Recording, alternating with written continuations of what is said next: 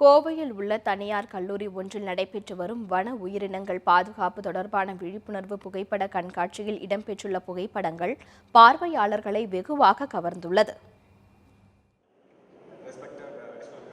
தமிழக வனத்துறை மற்றும் இயற்கை பாதுகாப்பு சங்கம் என்னும் தன்னார்வ அமைப்பு சார்பாக கோவை திருமலையாம்பாளையம் பகுதியில் உள்ள தனியார் கல்லூரியில் வன உயிரினங்கள் தொடர்பான விழிப்புணர்வு புகைப்பட கண்காட்சி தொடங்கியுள்ளது.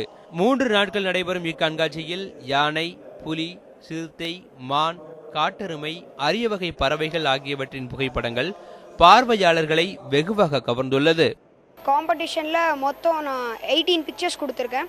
18 பிக்சர்ஸ் எல்லாமே என் இன்ட்ரெஸ்ட் படி தான் கொடுத்துருக்கேன். நானாக செலக்ட் பண்ணி கொடுத்த பிக்சர்ஸ் ப்ளஸ் காம்படிஷனில் நிறைய பிக்சர்ஸ் இருக்குது. எனக்கு நிறைய ஆப்போனன்ஸும் இருக்காங்க. ஸோ என்னோடய பிக்சர்ஸ் என்னோடய பெஸ்ட்டு நான் ட்ரை பண்ணியிருக்கேன். எனக்கு நல்ல ஸ்டேட் லெவலில் ப்ரைஸ் கிடைக்கணும்னு நினைக்கிறேன். தமிழ்நாடு, கேரளா, கர்நாடகா ஆகிய மாநிலங்களில் எடுக்கப்பட்ட 1000க்கும் மேற்பட்ட அரிய வகை புகைப்படங்கள் கண்காட்சியில் வைக்கப்பட்டுள்ளன. குறிப்பாக அபினத் என்ற 7ஆம் வகுப்பு மாணவன் எடுத்த புகைப்படங்கள் கண்காட்சியில் சிறப்பிடம் பெற்றுள்ளது. எங்கள் காலேஜில் வைல்ட் லைஃப் எக்ஸிபிஷன் வச்சுருக்காங்க. ஸோ அதில் நான் நிறைய ஃபோட்டோஸ் பார்த்தேன். எல்லாமே ரொம்ப இன்க்ரீடபிளாக இருந்தது.